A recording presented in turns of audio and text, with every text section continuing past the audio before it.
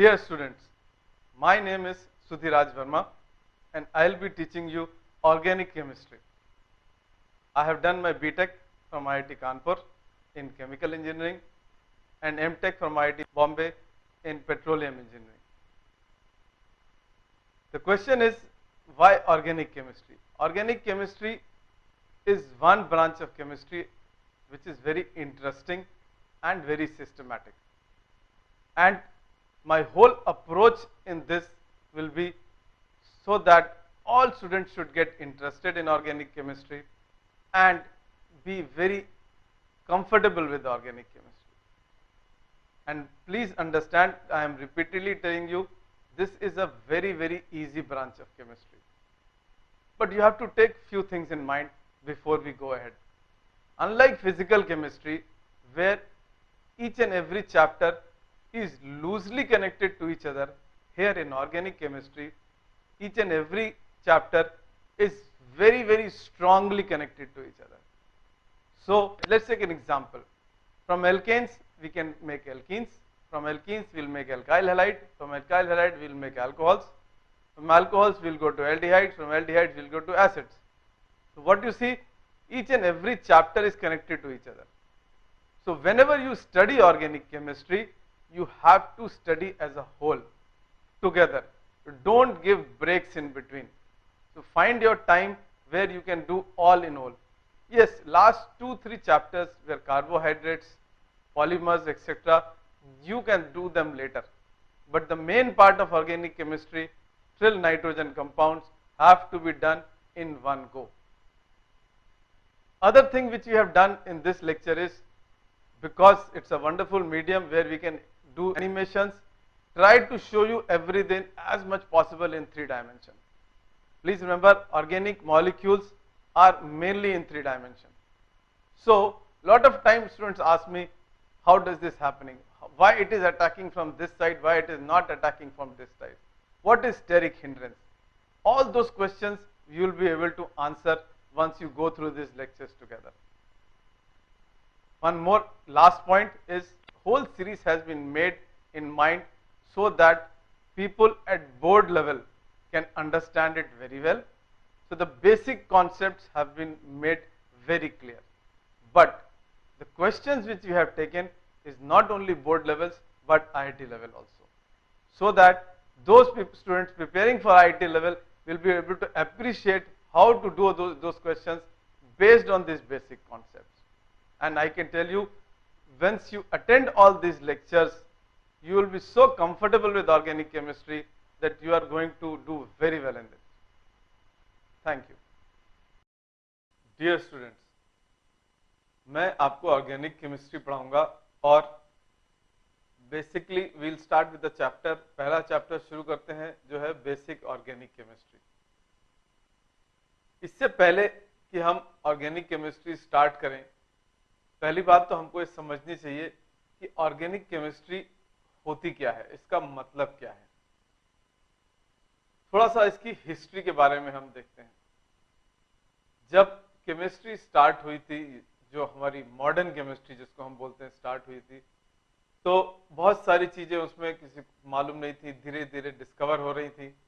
उस वक्त क्या हुआ कि ऑर्गेनिक केमिस्ट्री की ब्रांच अलग से बनाई गई. उसके कई रीजन थे. लेवोसियर, जिनको हम फादर ऑफ केमिस्ट्री बोलते हैं, वो एक फ्रेंच नोबलमैन थे जिन्होंने फ्रेंच रेवोल्यूशन के पहले केमिस्ट्री में बहुत काम किया. अनफॉर्चुनेटली फ्रेंच रेवोल्यूशन के टाइम उनकी हत्या हो गई थी और इसलिए बहुत सारे और काम जो वो कर सकते थे नहीं कर पाए. उन्होंने उस वक्त ये प्रूव किया कि जितने भी कंपाउंड्स हैं हमारे पास केमिस्ट्री में, उनको हम 2 पार्ट में डिवाइड कर सकते हैं. एक जो कि लिविंग बींग्स या प्लांट्स या एनिमल्स में मिलते हैं, और दूसरे जो कि हमको और जगह मिलते हैं, जैसे कि अर्थ क्रस्ट में एक्सेट्रा एक्सेट्रा, एटमॉस्फेयर में, जो कि लिविंग बींग से कनेक्टेड नहीं है. तो ब्रॉडली 2 तरह से क्लासिफाई किया गया. ऑर्गेनिक कंपाउंड्स जो कि प्लांट्स और एनिमल्स में मिलते हैं, और इनऑर्गेनिक कंपाउंड जो बाकी जगह मिलते हैं. उसके बाद एक और साइंटिस्ट थे जिनका नाम था बर्जीलियस।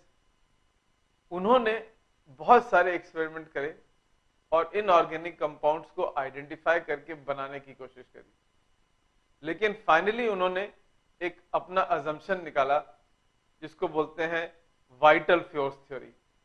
उनका कहना था कि ऑर्गेनिक कंपाउंड्स को हम लैब में नहीं बना सकते हैं, केवल इनऑर्गेनिक कंपाउंड्स ही लैब में बन सकते हैं, और ऑर्गेनिक कंपाउंड्स को बनाने के लिए एक वाइटल फोर्स चाहिए होती है। वाइटल फोर्स का मतलब एक स्पेशल फोर्स जो केवल लिविंग बींग्स में है।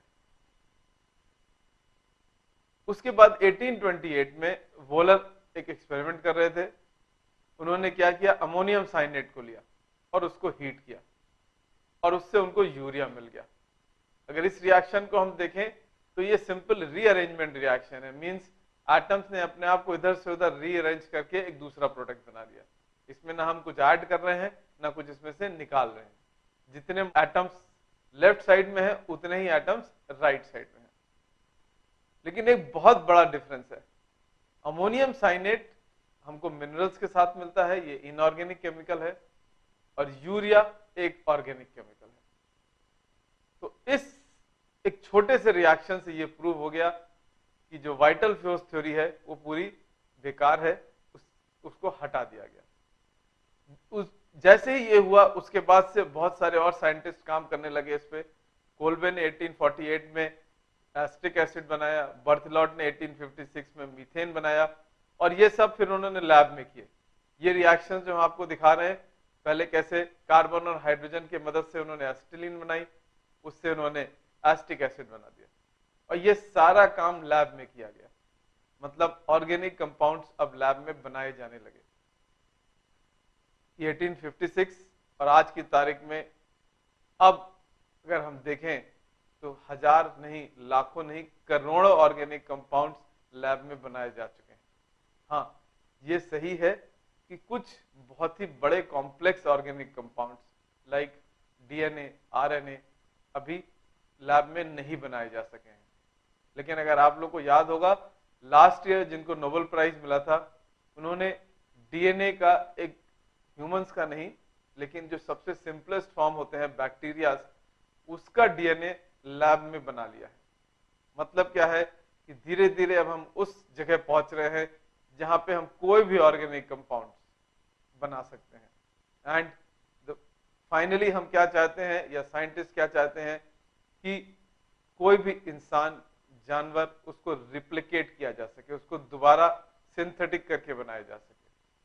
होगा कि नहीं होगा वो तो टाइम ही बताएगा, लेकिन आज की तारीख में ये बहुत पॉसिबल है। कोई भी ऐसी इंडिकेशन नहीं है जो बताते हैं कि ऐसा नहीं हो सकता है। तो इसलिए ऑर्गेनिक केमिस्ट्री का जो महत्व है बहुत ज्यादा है, क्योंकि organic chemistry humans, living beings के साथ डे टू डे लाइफ में जुड़ी हुई है। अब वापस क्वेश्चन आ गया कि ऑर्गेनिक केमिस्ट्री अगर प्लांट और एनिमल्स में ही नहीं लैब में भी बन जाती है, तो ऑर्गेनिक कंपाउंड्स होते क्या हैं, उनको हम इनऑर्गेनिक से कैसे डिफरेंशिएट करेंगे। अगर देखा जाए तो कोई बहुत स्ट्रिक्ट डेफिनेशन या डिफरेंशिएशन आज के टाइम में नहीं है, लेकिन फिर भी क्योंकि एक हिस्टोरिकली डिफरेंस आ रहा है ऑर्गेनिक इनऑर्गेनिक का, तो उसको कंटिन्यू किया जाता है। और ऑर्गेनिक कंपाउंड्स की जो मॉडर्न डेफिनेशन अब बन गई है वो है कि ऑर्गेनिक कंपाउंड्स वो कंपाउंड्स हैं जो कार्बन रिलेटेड कंपाउंड्स हैं। लेकिन प्लीज रिमेंबर, सारे कार्बन के कंपाउंड्स ऑर्गेनिक नहीं होते हैं।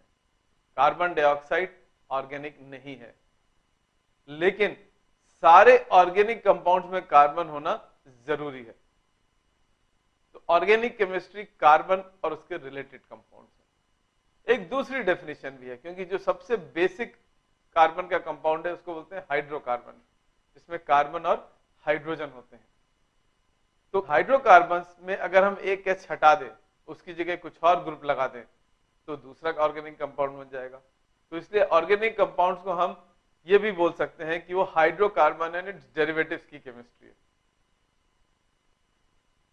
अब क्वेश्चन आता है कि इनऑर्गेनिक में तो बहुत कुछ गिने चुने ही कंपाउंड्स होते हैं, लेकिन ऑर्गेनिक में लाखों करोड़ों कंपाउंड्स हैं और इतने हैं कि जिनको हम ना गिन सकते हैं और जो बहुत अभी डिस्कवर भी नहीं हुए।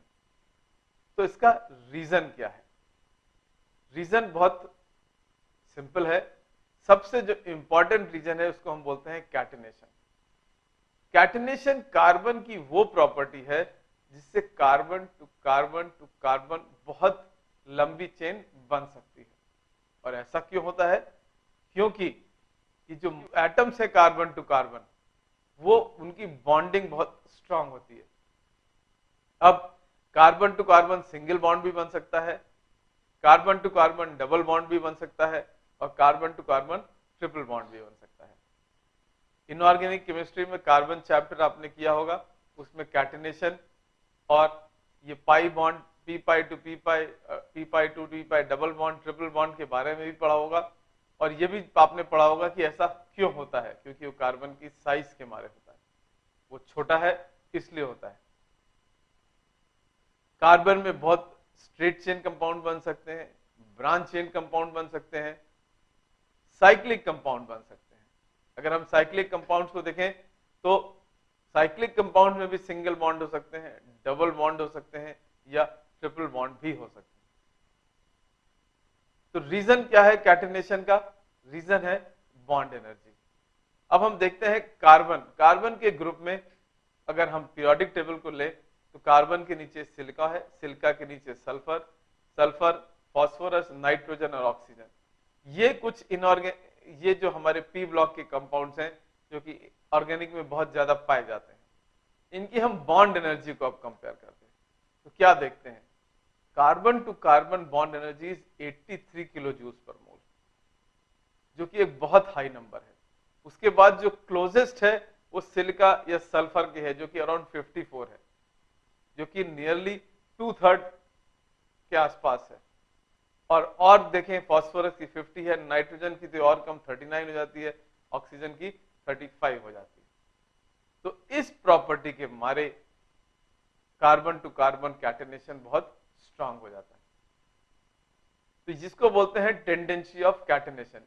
जितनी ज्यादा बॉन्ड एनर्जी होगी उतना स्ट्रांग कैटिनेशन होगा। तो उस टेबल से हम बता सकते हैं कि कार्बन में कैटिनेशन की प्रॉपर्टी सबसे ज्यादा होती है और उसके बाद सिलिका, सल्फर, फास्फोरस, नाइट्रोजन और ऑक्सीजन आते हैं। खाली कार्बन में अपने से ही नहीं, दूसरे एटम से जो कि नॉन मेटल्स हैं, लाइक जो भी हमने देखे, उनसे भी बॉन्डिंग करने की बहुत स्ट्रांग टेंडेंसी होती है और बॉन्ड एनर्जी बहुत हाई होती है। तो अगर हम बॉन्ड देखें, कार्बन टू कार्बन 83 है, लेकिन carbon to hydrogen is 97 kilo joule per mole, carbon to oxygen is 86, carbon to chlorine is 81। तो अगर हम देखें कार्बन टू ऑक्सीजन 86 है और ऑक्सीजन टू ऑक्सीजन 34-35 के आसपास ही है, तो ऑब्वियसली कार्बन ऑक्सीजन की बॉन्डिंग ज्यादा स्ट्रांग होगी और ज्यादा आसानी से होगी। इसीलिए कार्बन के जो कंपाउंड्स हैं बहुत ज्यादा बनते हैं। अगेन अगर थर्मोडायनेमिक्स के हिसाब से देखें तो अगर बॉन्ड एनर्जी ज्यादा है तो इसका क्या मतलब है कि जब बॉन्ड बनेगा तो ज्यादा एनर्जी रिलीज होगी। ज्यादा एनर्जी रिलीज होगी तो उससे क्या होगा? जो नेट मॉलिक्यूल है उसकी एनर्जी लीस्ट हो जाएगी। और ये चीज हमने बहुत बार सुनी है, पढ़ी है कि जितना स्टेबल कंपाउंड वही होगा जिसकी एनर्जी सबसे कम होगी। अब ऑर्गेनिक केमिस्ट्री को अगर हमको पढ़ना है, एज आई सेड, इसमें बहुत सारे कंपाउंड्स हैं, बहुत चीजें पढ़नी है, तो हमको इनके स्ट्रक्चर्स ड्रॉ करने चाहिए। और इन स्ट्रक्चर्स को ड्रॉ करने के बहुत सारे अलग अलग तरीके हैं। हर तरीके का कुछ फायदा है, कुछ नुकसान है। तो कभी ये तरीका यूज किया जाएगा, कभी वो तरीका यूज किया जाएगा, लेकिन आपको इन चारों तरीकों को समझ के आना चाहिए, क्योंकि इट डिपेंड्स कि क्वेश्चन कैसे पूछा जा रहा है, किस कॉन्टेक्स्ट में क्वेश्चन पूछा जा रहा है, उसी हिसाब से आपको उसका जवाब लिखना पड़ेगा। तो ये चार तरीके हैं। पहला जो उसको हम बोलते हैं लोई स्ट्रक्चर, दूसरा इलेक्ट्रॉन डॉट स्ट्रक्चर, ये आप लोगों ने क्लास 9-10 में पढ़ा होगा और ये सबसे बेसिक स्ट्रक्चर है जहां पे इलेक्ट्रॉन्स को डॉट और क्रॉस के साथ हम डिनोट करते हैं। फिर आएगा condensed line structure and finally bond line structural formula.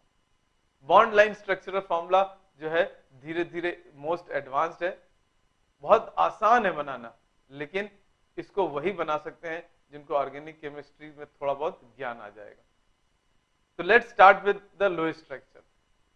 Lowest structure में हम क्या करते हैं कि बेसिकली कोई भी बॉन्ड होता है उसको हम 2 इलेक्ट्रॉन्स हैं उसको एक लाइन के रूप में ड्रॉ कर देते हैं।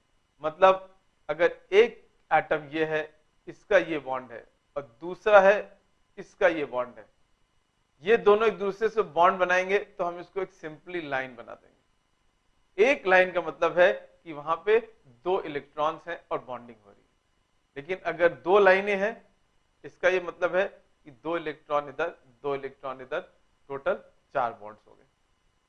तो लेट्स टेक जो सबसे बेसिक कंपाउंड्स हैं, इथेन, इथीन, इथाइन, इनके हम लोएस्ट स्ट्रक्चर्स कैसे बना सकते हैं। ये इथेन है हमारा। इथेन में हमने क्या किया, C2C एक लाइन है, मतलब 2 इलेक्ट्रॉन यहां है, C2H ये 2 इलेक्ट्रॉन है, ये 2 इलेक्ट्रॉन है और ये 2 इलेक्ट्रॉन। एज अ रिजल्ट हम देखें कार्बन के पास 4 अपने इलेक्ट्रॉन है और 4 शेयर्ड इलेक्ट्रॉन्स हैं। तो अगर हम देखेंगे तो कार्बन के पास इस पूरे में टोटल 8 इलेक्ट्रॉन हो जाएंगे, उसका ऑक्टेट कंप्लीट हो जाएगा और वो स्टेबल हो जाएगा।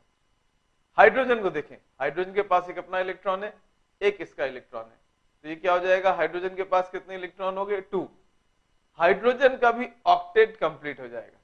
प्लीज अंडरस्टैंड, दो हम वर्ड ऑक्टेट यूज कर रहे हैं, लेकिन हाइड्रोजन के ऑक्टेट का मतलब होता है उसमें केवल 2 इलेक्ट्रॉन्स होते हैं, क्योंकि ये फर्स्ट पीरियड है और फर्स्ट में मैक्सिमम 2 इलेक्ट्रॉन्स आ सकते हैं। ये आपने केमिकल बॉन्डिंग में अच्छे से किया होगा। Next is ethene. इथीन में C2C डबल बॉन्ड है, तो अगेन ये 4 डॉट्स हो गए, ये 2 ये 2। तो यहां पे भी देखें तो कार्बन का ऑक्टेट कंप्लीट है। इथाइन, इथाइन में यहां पे 1 2 3 4 5 6 इलेक्ट्रॉन हो गए। मिथनॉल। ना अब हम हाइड्रोकार्बन्स को छोड़ के और एटम्स की बात करें, यहां पे हमने ऑक्सीजन लिखा। अब लोएस्ट स्ट्रक्चर में इस जगह हमने ऑक्सीजन के पास ये 2 इलेक्ट्रॉन शेयर्ड हैं जो कि अनपेयर्ड थे, और 2 लोन पेयर हैं, एक ऊपर एक नीचे, ये हमने ड्रॉ कर दिया है। इसको ड्रॉ करना कंपलसरी नहीं है, ये ड्रॉ किया भी जा सकता है और नहीं भी करेंगे तब भी कोई प्रॉब्लम नहीं। लेकिन हां, अगर क्वेश्चन में कई बार ड्रॉ करने की जरूरत होती है, जब इलेक्ट्रॉन मूवमेंट दिखाना पड़ता है, तो फिर आपको ड्रॉ करना पड़ेगा। ये तो हो गया आपके लोएस्ट स्ट्रक्चर। इसके फायदे क्या है, ये बहुत डिटेल में होता है और हर बॉन्डिंग को हम बहुत अच्छे से समझ सकते हैं। लेकिन as I said, organic compounds बहुत बड़े बड़े भी होते हैं, तो इतने बड़े में बहुत स्ट्रक्चर इस तरह से बनाना कभी कभी बहुत लंबा हो जाता है। तो उसके लिए हमने एक दूसरा तरीका निकाला है जिसको बोलते हैं कंडेंस्ड फार्मूला। अब हम वही मॉलिक्यूल्स इथेन, इथीन, इथाइन और मिथनॉल के कंडेंस्ड फार्मूला लिखेंगे। ये हमने CH3 लिखा है, तो इस कार्बन से 3 H बॉन्डेड है। प्लीज अंडरस्टैंड, जो कार्बन के राइट में है उनसे बॉन्डेड है। इस कार्बन से ये 3 H है बॉन्डेड, इस कार्बन से ये 3 H नहीं बॉन्डेड है, इस कार्बन से ये वाला कार्बन बॉन्डेड है केवल। तो ये एक लिखने का तरीका है। इथीन में ये डबल बॉन्ड है, तो यहां पे हम डबल बॉन्ड इस तरह से लिख देते हैं। सिंगल बॉन्ड हम यहां कहीं भी ड्रॉ करके लिख नहीं रहे हैं। तो अगर आप देखेंगे इन सब में जो डिफरेंस है कि केवल डबल बॉन्ड और ट्रिपल बॉन्ड ड्रॉ किया जाता है, सिंगल बॉन्ड की सारी लाइनें हमने हटा दी हैं। तो इससे थोड़ा काम आसान हो जाता है, और अगर लंबे लंबे स्ट्रक्चर्स हैं तो उनको लिखना जल्दी हो जाता है। जैसे कि अब ये कंपाउंड है 1 2 3 4 5 6 7 8, ये ऑक्टेन है।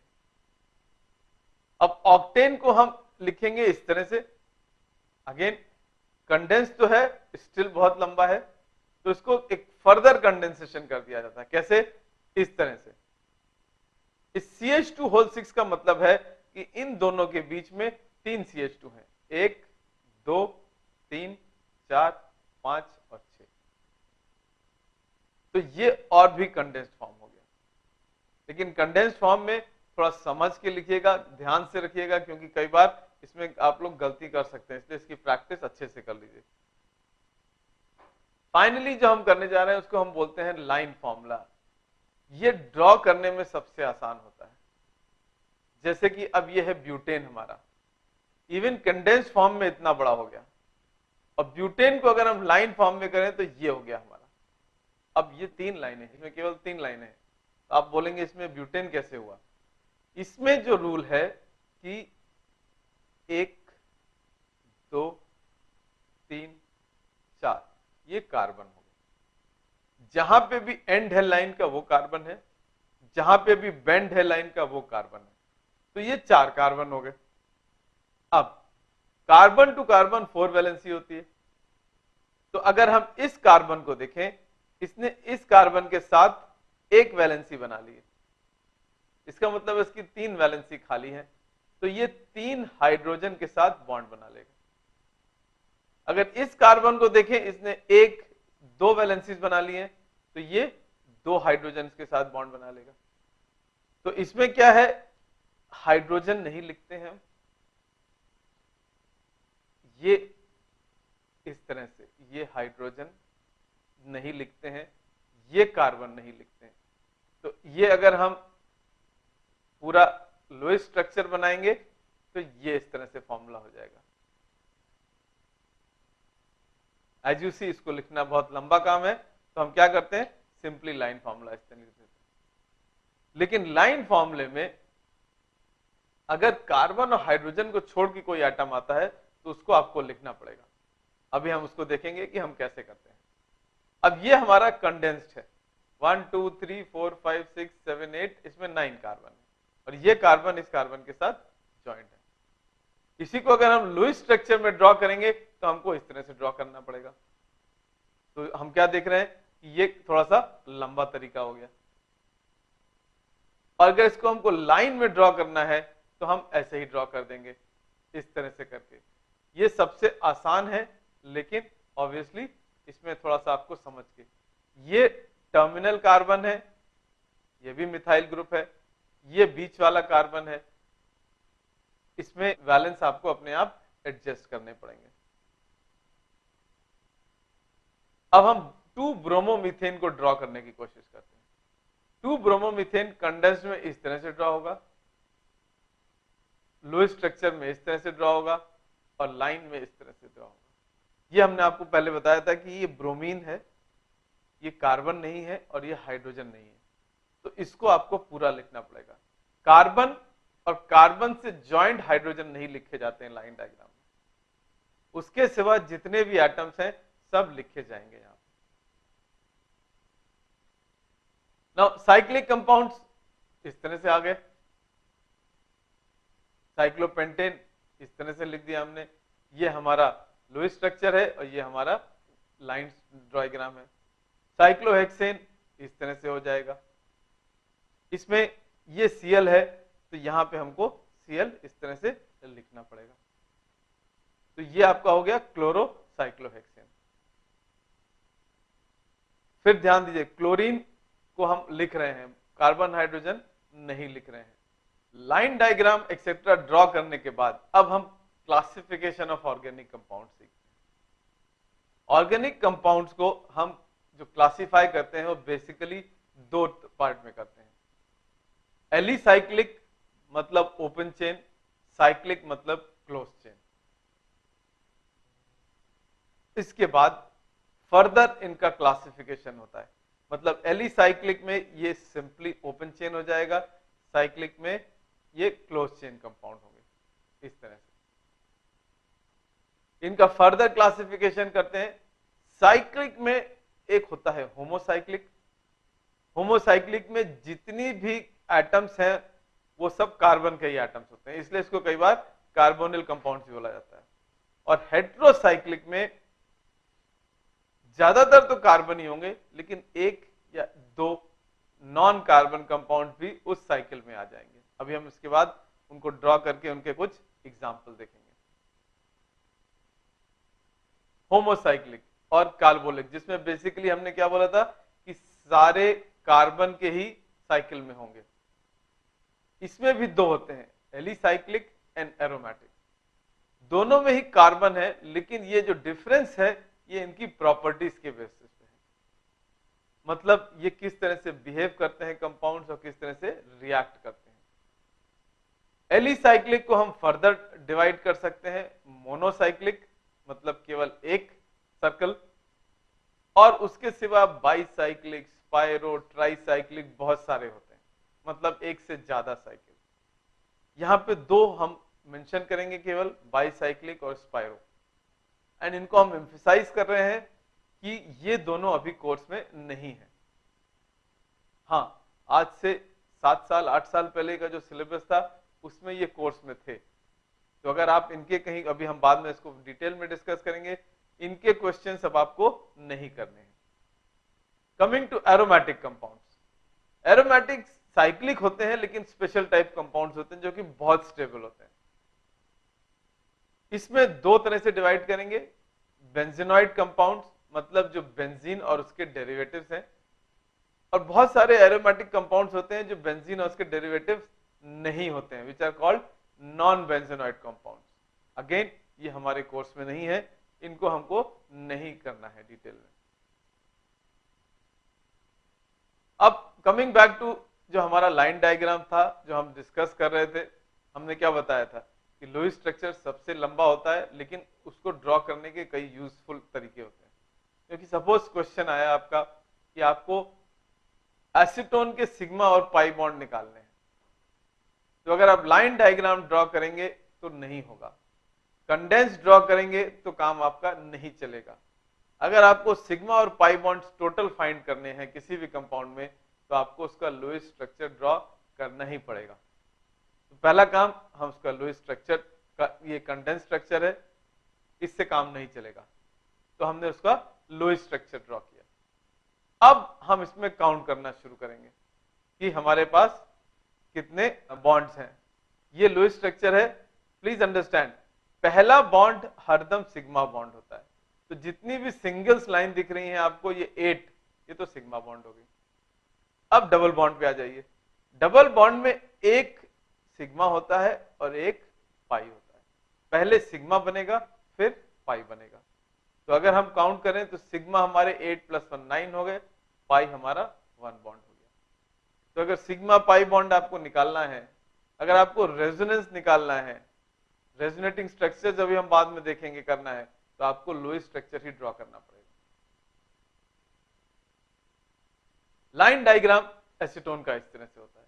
तो अगर आप देखें लाइन डायग्राम से और कंडेंस से, दोनों से ये क्वेश्चन हम नहीं कर सकते थे। इस क्वेश्चन को करने के लिए हमको लुईस स्ट्रक्चर ड्रॉ करना कंपलसरी था। एलिसाइक्लिक और ओपन चेन कंपाउंड्स जो हमने अभी डिवीजन किया था, पहला है इथेन, ये आपका कंडेंस फॉर्मूला है। आइसोब्यूटेन, ये हमने लुईस स्ट्रक्चर ड्रॉ किया है। एसिटल्डिहाइड, एसिटिक एसिड, ये सब आपके ओपन चेन कंपाउंड्स हैं। साइक्लिक, साइक्लिक में हमारा ये साइक्लोप्रोपेन हो गया, साइक्लोहेक्सेन हो गया, और ये हमारे होमोसाइक्लिक हैं। होमोसाइक्लिक का मतलब इस साइकिल में तीनों कार्बन है, इसमें 6 कार्बन है, कोई दूसरा एटम नहीं है कार्बन को छोड़ के। इसी में हमने देखा था कि मोनोसाइक्लिक मतलब केवल एक साइकिल हो, बाईसाइक्लिक मतलब यहां पे 2 है, एक ये है एक दूसरी है, और इन दोनों के बीच में 2 कार्बन एटम कॉमन है, इसलिए हम इसको बाईसाइक्लो बोलते हैं। लेकिन एक दूसरा बाईसाइक्लो होता है, इसमें भी 2 साइकिल हैं, लेकिन इन दोनों के बीच में केवल एक ही कार्बन एटम कॉमन है, तो इसका नाम कर दिया गया है स्पाइरो। अगेन दोबारा एम्फेसाइज कर रहे हैं, ये दोनों हमारे कोर्स में नहीं है, ना इनका नॉमेनक्लेचर हमारे कोर्स में है, तो मैंने इनका नाम लिख दिया है यहाँ पे बाईसाइक्लो 420 ऑक्टेन।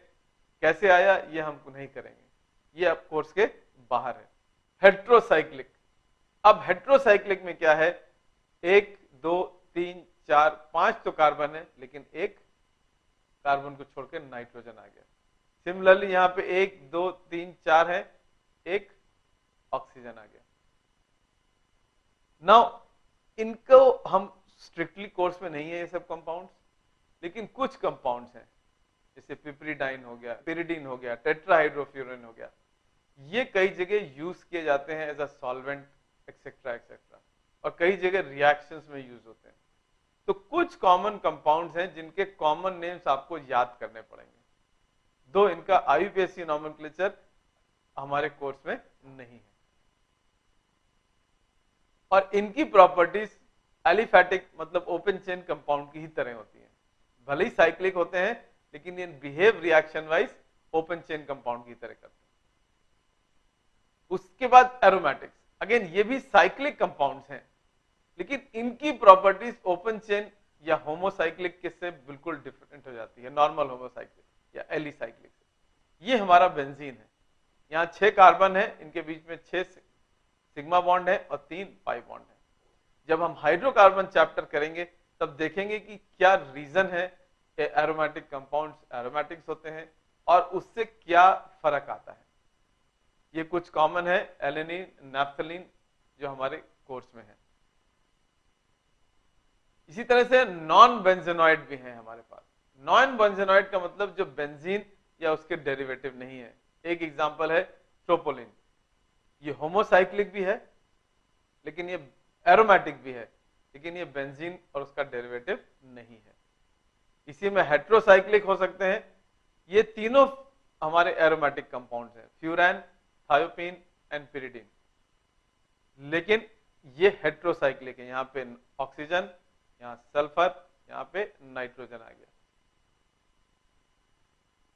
इसके बाद हम कुछ डिस्कस करेंगे, वो है फंक्शनल ग्रुप्स। हमने क्या बोला था, हाइड्रोकार्बन से जहां पे C और H खाली है, इसमें कोई फंक्शनल ग्रुप नहीं है।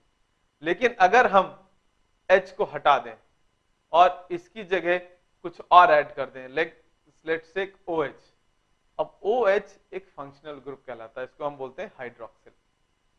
तो फंक्शनल ग्रुप्स बहुत अलग अलग तरीके के होते हैं, हाइड्रोक्सिल, एल्डिहाइड, एसिड्स, बहुत सारे हैं।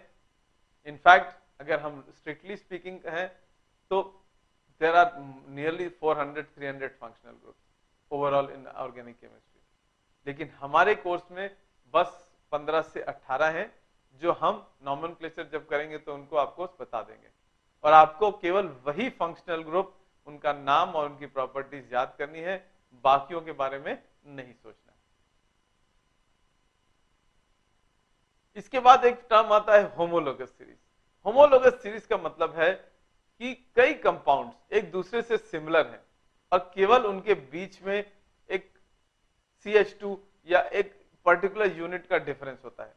लेट्स टेक जैसे आपका इथेन हो गया, इथेन इज CH3 और प्रोपेन अगर देखें तो इन दो CH3 के बीच में एक CH2 ऐड हो गया। तो ये दोनों एक होमोलोगस सीरीज, क्योंकि इनकी प्रॉपर्टीज भी सेम है, ज्यादा सिमिलर है, इनका बिहेवियर भी सिमिलर है, केवल डिफरेंस क्या आ गया, बीच में एक CH2 का। सो इनको हम बोलते हैं होमोलोगस सीरीज। होमोलोगस सीरीज में फंक्शनल ग्रुप नहीं चेंज होने चाहिए। अगर एल्कीन है तो एल्कीन ही रहेगा, एल्काइन है तो एल्काइन ही रहेगा, सिर्फ कार्बन के नंबर थोड़ा चेंज हो जाएंगे। This brings us to the end of day 1।